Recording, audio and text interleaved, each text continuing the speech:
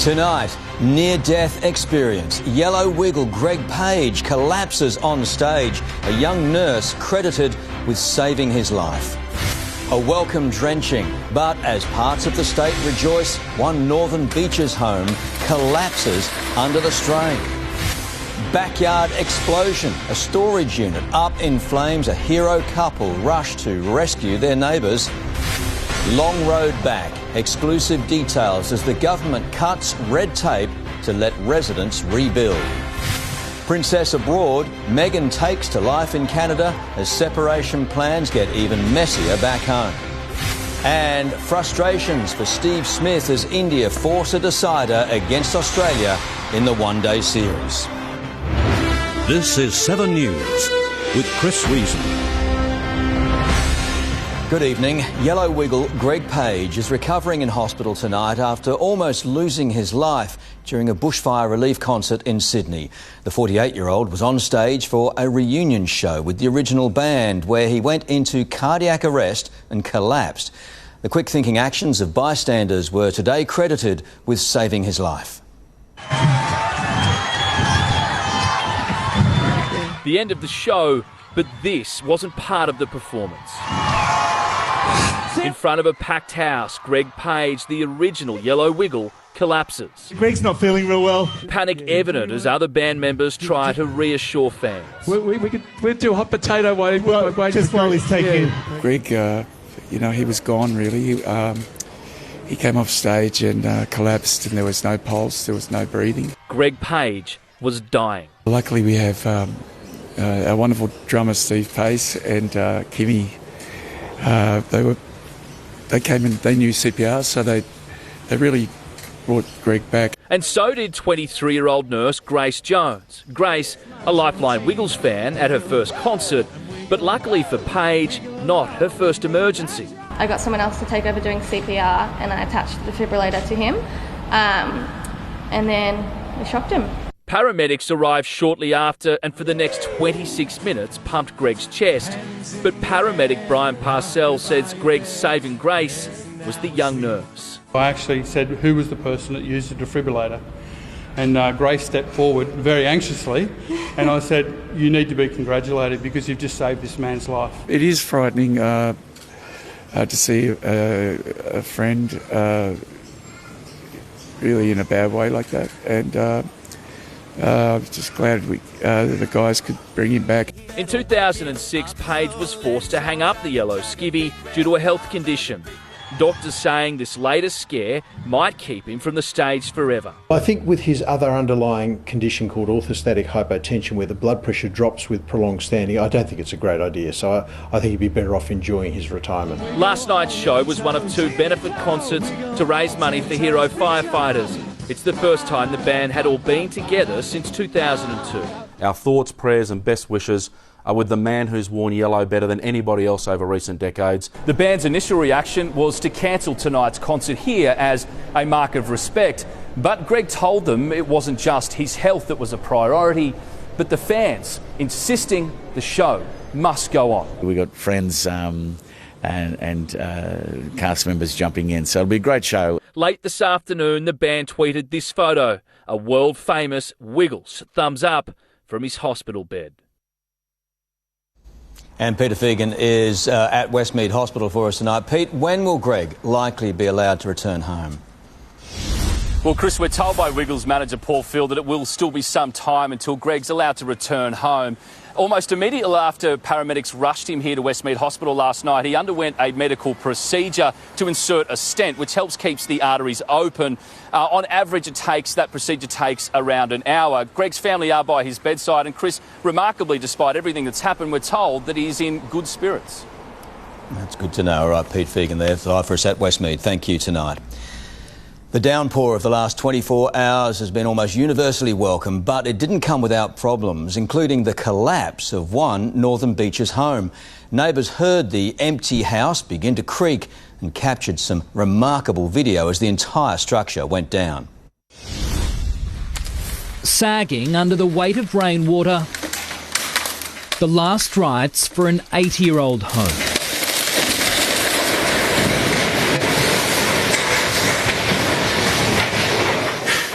stunned neighbours, only able to watch on. Wait, a house fell down? Holy Emergency crews rushed to the Maxwell Street property in Mona Vale, fearing someone was inside, but quickly realised it was a building site, the owners overseas. Now, about 12 months ago, there was an older lady who moved out and somebody else bought it. It was about to renovate it, put another story on, or a granny flat or something like that. Yeah. A restoration project that lasted just a few days.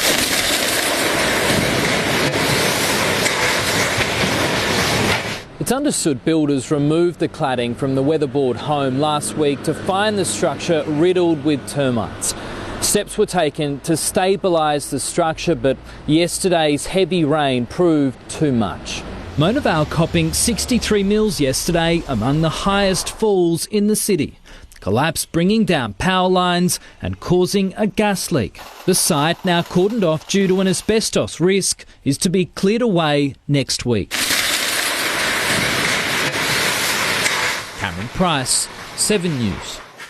And that rain has drenched parts of northern New South Wales and Queensland in a wild 24 hours. Flooding forced the closure of major highways and roads, with some areas receiving 100 millimetres in less than an hour.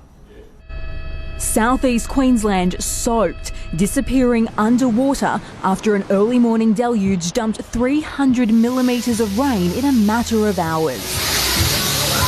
Movie world looked more like Wet and Wild before the train of thunderstorms started their journey south, drenching the northern rivers. It's just beautiful listening to it though, listening to it on the roof. It's a long time since we've had it. Campers at Murwillumbah Showgrounds making the most of their new waterfront accommodation. Early this morning, Clothiers Creek in the Tweed Shire recorded 78 millimetres in an hour. The town inundated with 250 millimetres in 24 hours. 74 millimetres fell at Kingscliff in 60 minutes. There are almost about 60 sites where we registered around 100 or over 100 mils in the last 24 hours. Across the state, drought-stricken farmers welcome the downpour that's also providing much-needed relief for our firefighters. It's been really beneficial to seeing the fires right under control, and in some cases they've been able to be extinguished. Heavy rain was also recorded here at Avalon on Sydney's northern beaches, where 73 millimetres fell in the 24 hours until 9 a.m. Firegrounds on the south coast are next in line for a deluge. We will see some heavier falls and heavier widespread totals in the south and the southeast of the state as well. Amber Laidler, 7 News. After much criticism, federal Labor has officially dumped the policy some claim lost them last year's election.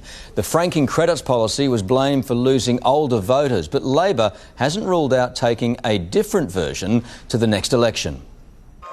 Credited as the policy that cost Labor the election, scrapping tax refunds for retirees who own shares, known as franking credits. When you get an income tax cheque in the mail and you haven't paid income tax, it's a gift.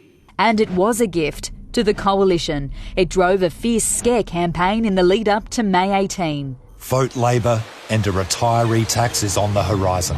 Labor was banking on the $5 billion scrapping the policy will raise to fund schools and hospitals. Not anymore. We're not taking this same policy to the next election. That'd just be stupid. And yet the party might take a different version to the next election, one that'll protect some people who already use the scheme. What we do at the next election is way down the track. Nothing that we develop as a policy can be implemented for years. The government says the opposition still needs to clear the air. Anthony Albanese actually put Labor's ill-thought-out, unfair, harmful retiree tax back on life support. The focus for the short term, though, the economic impact of the devastating bushfires and whether interest rates will be cut again next month. Experts want the Reserve Bank to hold fire. The Reserve Bank makes these decisions independently. It's too early to quantify the economic impact of the bushfires. There will be an impact, particularly to agriculture and tourism. The government says it'll work on more stimulus packages in the lead up to the next budget. Jennifer Beshwati, 7 News. Neighbours have raced to help a couple left with severe burns after a large explosion rocked their Shell Harbour backyard. It's believed a leaking gas bottle caused the blast, which residents heard and felt streets away. In a suburban neighbourhood south of Sydney, suddenly an enormous explosion. I was washing the dishes and just heard this bang, and I instantly thought lightning strike. The floor in our house just shook. Colleen Cook and her partner Ben were in their backyard, opening a shipping container being used for storage, when an unexpected blast flung Colleen to the ground, scattering debris. We sent a couple of crews there to assess. We found 2 patients that were severely burnt. Neighbours rushed to their aid. The next door neighbour got a hose and was looking after the lady, just cooling her down, putting out the smouldering hair. The couple was airlifted to hospital to be treated for burns. It's believed a leaking gas cylinder may have sparked the inferno. We have our police crime scene at the location going through the shipping container at the moment, trying to discover what caused the problem. The fire so large, adjacent homes were damaged too. This still remains a crime scene here at Oak Flats as police try to ascertain exactly what went so horribly wrong for this couple as they remain in a critical but stable condition, both recovering at Royal North Shore Hospital. Samantha Brett, 7 News. Police are investigating whether an intense fire in a Sydney hotel today was caused by a guest who'd checked out just hours before. The blaze forced dozens of guests to evacuate, one of them filming as the flames threatened to engulf the entire hotel. They've got to get out of there. They've got to get out of there. A dramatic hotel wake-up call. A room ablaze. The flames fought with a garden hose before fire crews rolled in. Welcome to Sydney. So here's all our kids, all safe. This group of school students, among dozens of guests, woken up and told to get out. The team manager got the hoses and just tried to get everyone out of the rooms. And it was really smoky and hot. We just thought, get out as quick as we can. Firefighting teams deployed from 2 stations as flames threatened to raze Bass Hill's WM Hotel. The flames are issuing quite significantly from the ground level, endangering the units either side and the level above. Crews overcoming extreme heat to put the flames out fast, saving the hotel but not the room. Apparently someone checked out of that room early this morning, 2 or 3 o'clock in the morning, and looks like they left something on. Police are still investigating exactly what caused the blaze. Helen Ispista, 7 News. We can reveal the state government is set to overhaul planning laws for fire-ravaged areas, also offering free property clearing and demolition. All the while, weary residents battle red tape, some even taking matters into their own hands.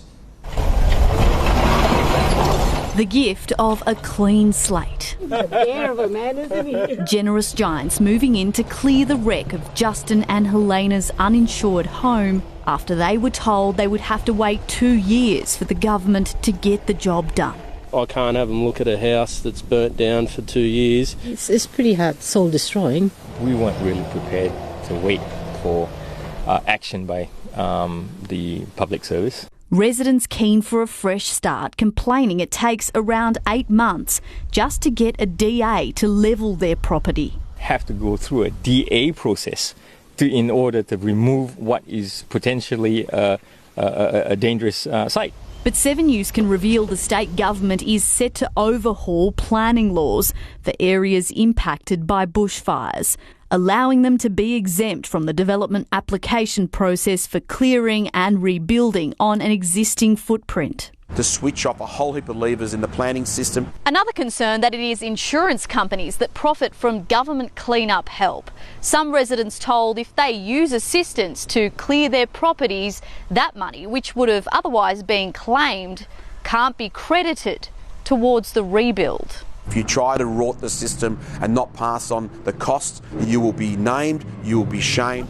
Meanwhile, the community will chip in to build Justin and Helena's future. Couple of years, but they'll have a new house. Through kindness, Balmoral will be reborn. Serena Andaloro, 7 News. High-profile leaders in business, politics and sport gathered in Washington overnight to farewell Joe Hockey as the Australian ambassador to the US. Golf legend Greg Norman was there with billionaire Anthony Pratt, stars from Fox News, and former Prime Minister Tony Abbott also flew in. The American Australian Association presented a $650,000 cheque to the Red Cross for bushfire relief. Harry and Meghan's future remains in doubt tonight, with still no word about how their split from the royal family will work in practice. As crisis talks continue behind closed palace doors, Meghan has again been spotted out and about, seemingly enjoying her new life in Canada. Critics say she's been calling the shots. Now, a week into her new life, photos published in Britain's Daily Mail show the Duchess of Sussex literally at the steering wheel, picking up a friend at a Canadian airport, while back in Britain, her half-sister was back on TV. Samantha Markle confident the couple's decision to quit the royal family was all Meghan's. I just thought it was a gross breach of duty and responsibility and honour and confidence that had been placed on her. Full-time staff at the couple's Frogmore cottage have reportedly been redeployed. Casuals told their services are no longer required. Despite the Queen's insistence that a breakaway deal be done within days, there's still no official word from the palace suggesting talks haven't been easy. Despite the around-the-clock negotiations, insiders say there are some issues that just can't be sorted out this quickly, like the couple's ability to strike future commercial deals. How far can they take the royal brand to potentially earn millions? There's legal matters, tax implications, plus the ongoing security saga. At the centre of discussions is the Sussex's private secretary, just 6 months into the role, joined by their head of communications, a former advisor to Hillary Clinton. Also at the table, the Queen's private secretary, plus senior advisors to Charles and William, all responsible for formulating a plan that could have ramifications for decades to come. In London, Sarah Greenolge, 7 News. Time to get the latest on our wet weather now. Angie Azimus is here for us. Angie, will we see much more rain? Well, Chris, the intensity of the rainfall has now eased significantly, but overnight we picked up some more decent falls. This radar covers the 24-hour period until 9 a.m. today. During that time, Avalon on the northern beaches recorded 75 millimetres, 65 recorded at Lake Macquarie, 38 at Hornsby and 31 in the city. But the real downpour was in the state's north. Grafton picked up 155 millimetres, with the entire northeast corner really recording between 100 and 200 millimetres.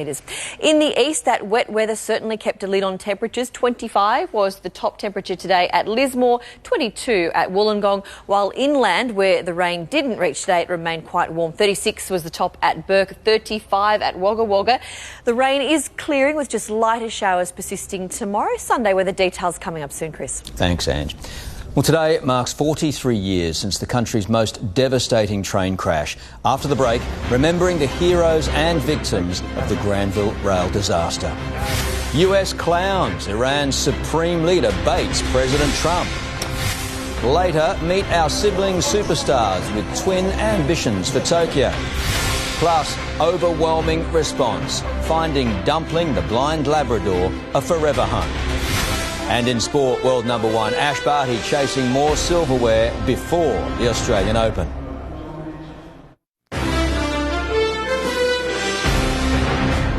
Survivors, first responders and relatives of the victims of the Granville rail disaster have gathered in Western Sydney, remembering the tragedy 43 years on. 83 people were killed and more than 200 injured when a commuter train derailed and a bridge collapsed onto the carriages. Today, a rose wreath was laid next to a memorial plaque honouring those killed in what was Australia's worst ever train disaster. Iran's supreme leader has called Donald Trump a clown in a fiery speech where he also defended Iran's military after it mistakenly shot down a Ukrainian airliner. The Ayatollah's defiance, a sign the standoff with longtime enemy America is far from over.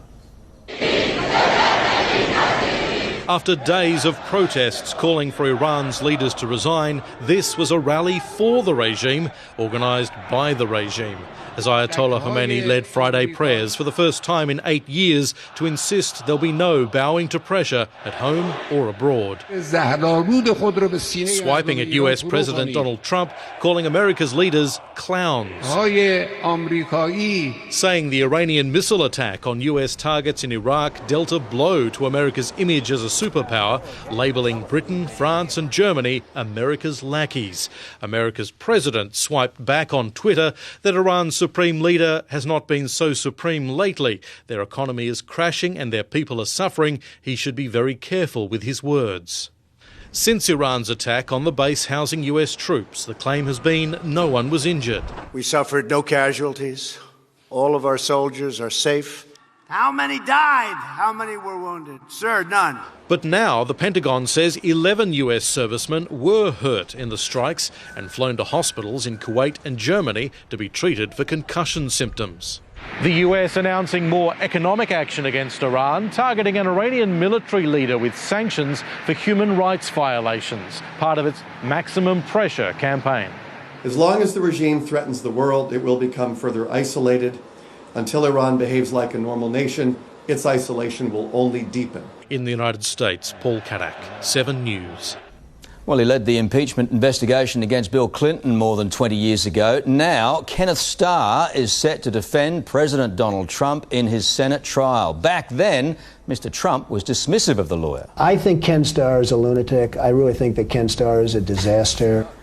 The defence team also includes Harvard law professor Alan Dershowitz, who represented O.J. Simpson, as well as the late child sex offender Jeffrey Epstein. One US shopper found some serious value for money when he purchased a second-hand couch for his man cave. Stuffed inside a cushion, over $60,000 in cash. Still have to pinch myself to make sure I'm not dreaming or something. But he said it didn't feel right to keep the money. So he asked the store to find the original owner. Turns out it was this woman who inherited the furniture and now the cash after her grandfather died last year. Now, the Sydney Thunder desperately need the win, while superstar bowler Nathan Lyon will make his first appearance in the Big Bash this summer. Jim Wilson is here. Jim, all set for the Sydney Derby. Yeah, can't wait for this, Reece. Good evening to you. Evening, everyone. Nathan Lyon will join us shortly in sport and is a huge in for the Sydney Sixers tonight. Also ahead, the Aussies gallant in the chase, but it's India who forced the decider in their one-day series. We'll also bring you highlights of world number 1 Ash Barty in action at the Adelaide International Final just days before she begins her Australian Open campaign, and some spectacular action in the NBL, but the Sydney Kings struggle again on the road. Now, we're in an Olympic year. Women's water polo deciding test Australia-USA underway in Brisbane. We've got some highlights also very shortly, Rezo. We'll talk to you then. Okay. Thanks, Jimmy. Now, there's a warning that potentially deadly dance party drugs are now even more dangerous. Up next, the double-dose capsules and pills on Sydney streets. The firefight continues. Desperation for families and livestock south of the border. And if these walls could talk, how a rare piece of art was found decades after it was stolen.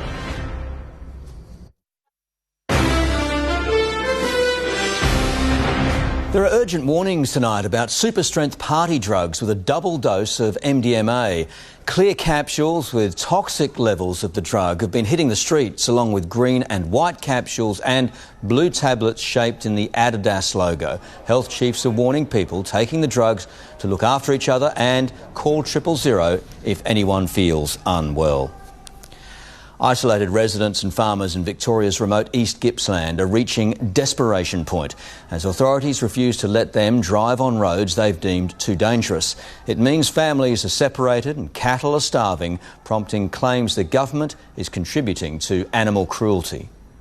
Farmer Chris Commons lost paddocks and fences, but even after the fire threat has passed, he's at risk of losing 760 cows. Mallacoota went up New Year's Day, and the cattle haven't had anything of subsequence to eat since then. The Princes Highway's been closed for fear of falling trees. He's been unable to get them out of Wingan River or truck in feed for 18 days, and it could be weeks before the roads reopen. It is a problem with government attitude towards risk. It is just it's just overbearing and over the top. But authorities at a community meeting at Cann River insist farmers like Mr Commons had the option to evacuate their cattle to New South Wales and chose not to.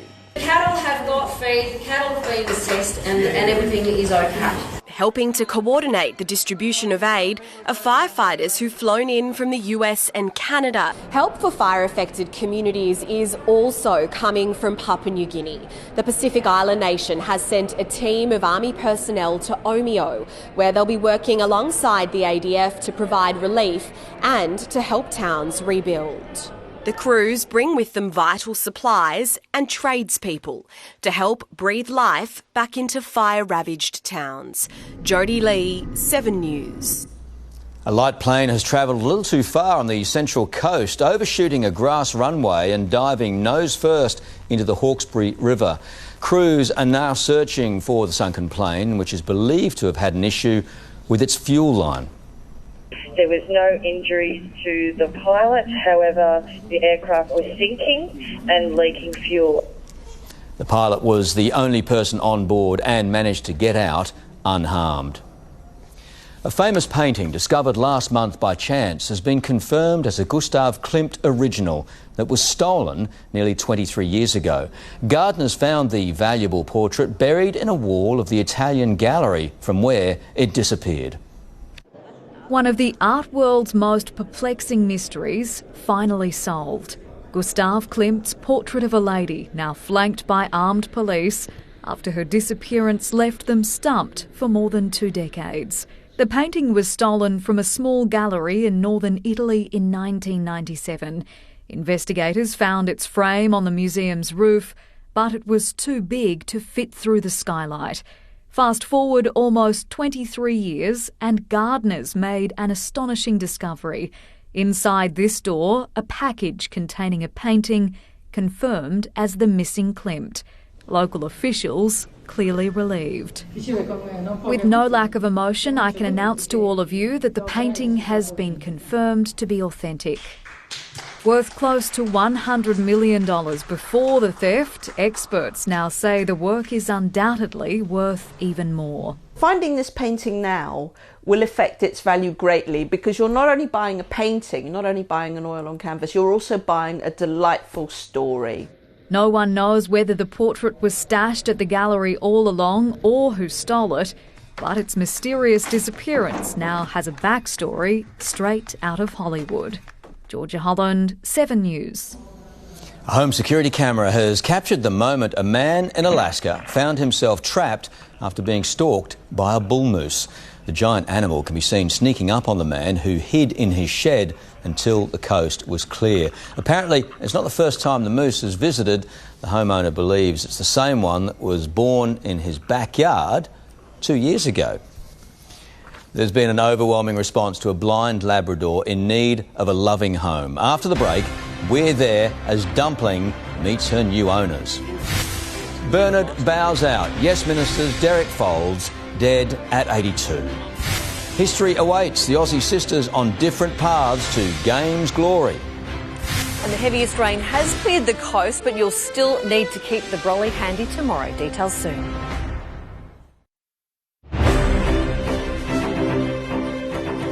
The British actor Derek Folds, best known for his long-running role in the political satire Yes Minister, has passed away. This is the original. You mean somebody needs to know, but now that you know, Sir Humphrey doesn't need to know. But you need to know Sir Humphrey doesn't know, but he doesn't need to know you know, or that you know he doesn't need to know. Thank you, Bernard. I couldn't have put it less clearly myself. He also starred as Police Sergeant Blaketon in Heartbeat for 18 years. The actor died in hospital surrounded by family. The cause, pneumonia from sepsis. He was 82. Well, on Thursday we brought you the lovely story of Dumpling, the blind Labrador, in need of a new home. Well, today she took a step towards a happier future, moving in with a loving new family. Hi. Meeting her new family, Dumpling at first was wary. They'll get on well. Typical dogs with territory to be claimed. You think this was love at first sight? Oh, maybe. Debbie and Craig Ingebrigtsen and their Labrador Bob were chosen from 63 qualified applications. Come on, Ground rules settled over a family walk. They're going to accept her into their family and treat her as if they've had her since she was a puppy. They're just going to love her as much as she deserves. Dumpling has become an overnight sensation. After she was dumped at the Brisbane Pound, the Labrador Rescue Group saved her life. Glaucoma in both eyes meant they needed to be removed. Not much more pain left, and she's really good at the moment, so we got a really good outcome. The rescue group posted an invitation for adoption. Blind, overweight, lonely and looking for good company. Dumpling went from abandoned to Australia's most wanted. I love that they had another dog. He can sleep wherever he wants. That they treat him like he's a family member. I'm just grateful that she's actually been given the opportunity at a second chance at life. And with Bob, Dumpling seems to sense that this first blind date is going to lead to a long-term relationship. We really hope that it helps people open up their hearts to adopting old golden oldies. Just looking for love. Steve Titmus, 7 News. And we are very happy for her. Now, a pair of Aussie sisters are dreaming of Tokyo gold. Still to come, the inspirational story of the Cole twins on very different paths to what they hope will be historic Games glory. Don't miss that story soon on 7 News.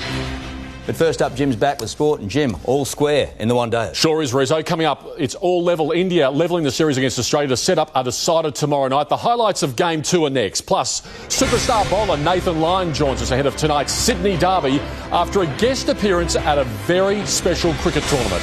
And Rafa wary of potential fourth-round showdown against Nick Kyrgios at the Australian Open.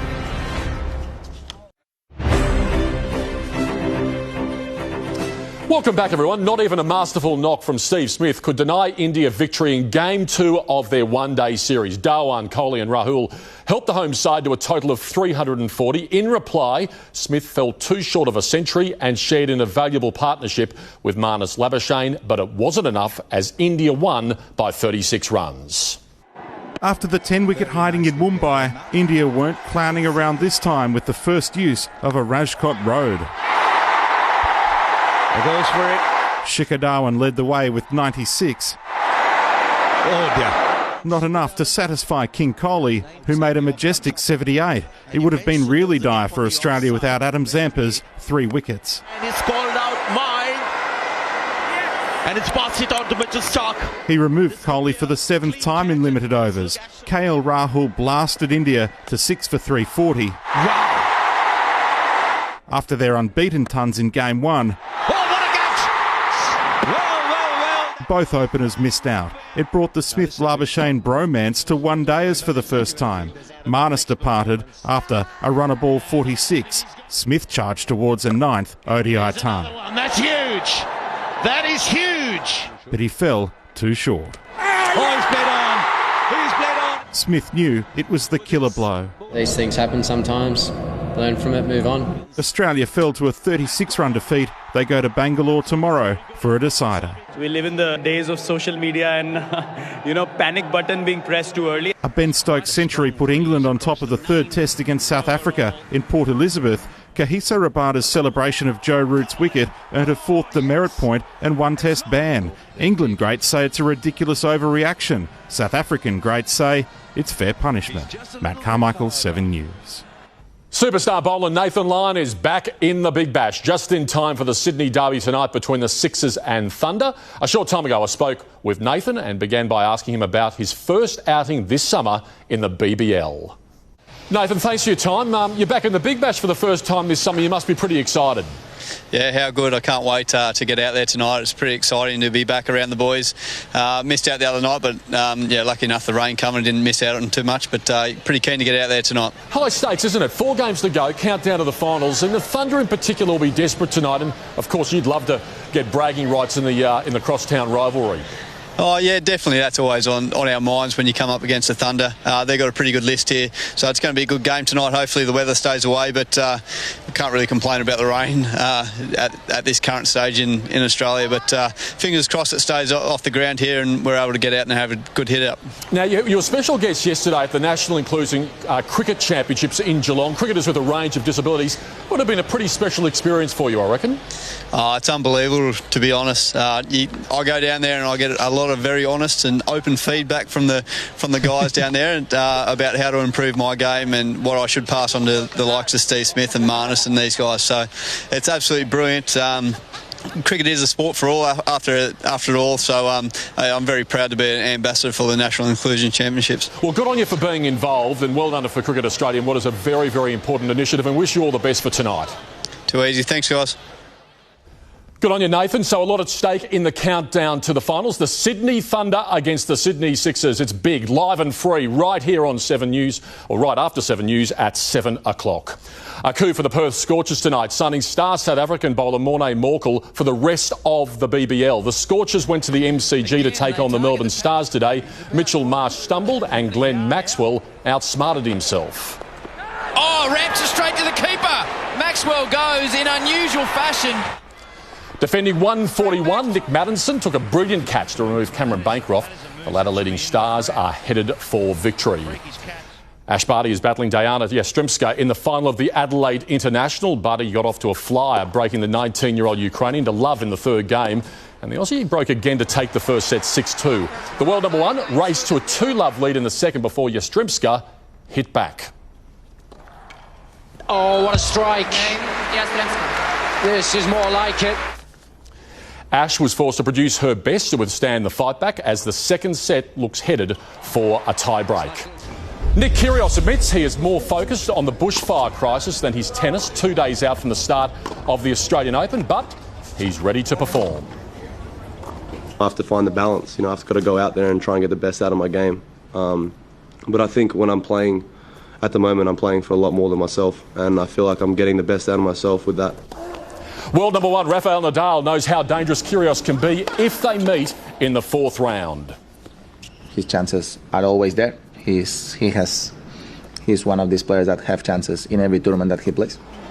It was Kids Day today and fans packed Margaret Court Arena in Melbourne. Catch a glimpse of Roger Federer as he aims for a 7th Australian Open crown. The Sydney Kings' woes away from home continue after losing to the New Zealand Breakers 88-81 last night. Jay Sean Tate's spectacular dunk was one of the rare highlights for the Kings, who have now lost their last 3 games on the road. The focus for us is not on what other people are doing. It's just appreciating the fact we get a chance to go against these teams that are going to play with playoff-type intensity. The Kings are still on top of the ladder with 5 games remaining. Aussie NBA star Ben Simmons put on a show today to lead the Philadelphia 76ers to a 100-89 victory over the Chicago Bulls. Simmons thrilled his home fans with a powerful display close to the hoop. Look at Simmons just shoves Markkanen, who's pretty strong himself, out of the way and then slams it on him. Simmons finished with 20 points, 7 assists and 11 rebounds. The Aussie Stingers are taking on the USA in a deciding third water polo test in Brisbane after ending the Americans' incredible 69-game winning streak in the second test. The Stingers led 6-5 going into the final quarter. Now the men meet in their decider tonight. All 4 teams are expecting to battle for medals at the Tokyo Olympics. I'm heading to Launceston tomorrow for the Big Bash. The Sixers and the Thunder not far away on 7. We love the BBL, Chris. We do. And a quick happy birthday message to you as well, mate. Thank you very much. And thank you to everyone for their wonderful messages. Good on you, buddy. Thank you. Have a good night tonight. Will do. Now, they are twins, Australian sports stars, and they are attempting to create extraordinary sporting history. Paralympic swimming champion Ellie Cole is headed to her 4th Games this year, while her sister Brittany targets an Olympic debut in Tokyo in a very different sport. Just outside Newcastle this week, Australia's shooting stars set their sights on Tokyo, including Brittany Melbourne, until now the lesser-known twin in her family. I love being the sister of a famous person. Every day I talk about her at work.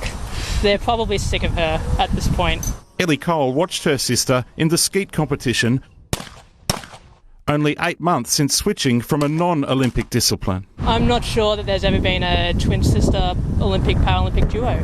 And in two sports so different. I tend to close my eyes when I'm having a shot, and apparently that's not a very successful tactic. Don't do that.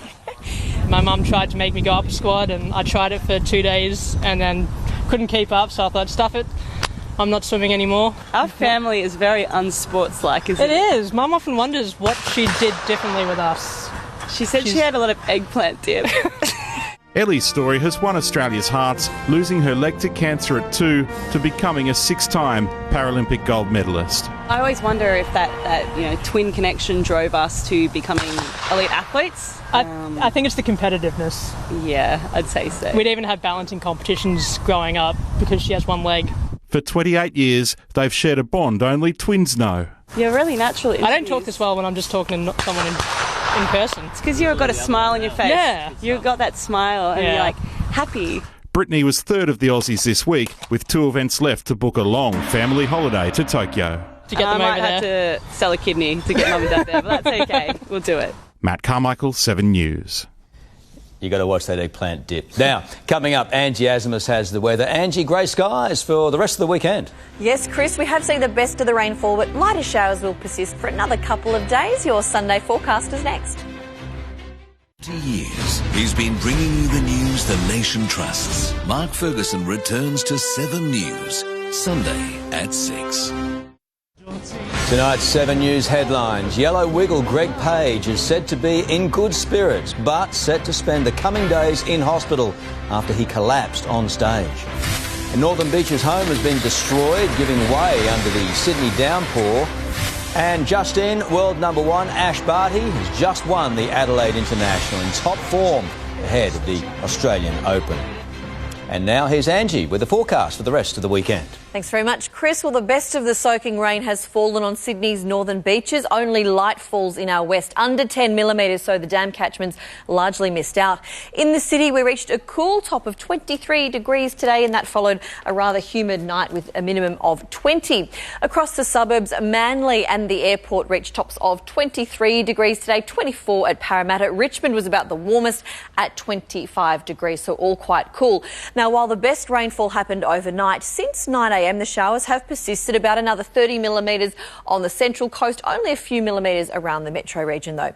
From the satellite, a trough over New South Wales is triggering all of this continued rainfall, including severe storms in the northeast corner where totals up to 200 millimetres were recorded last night during a storm.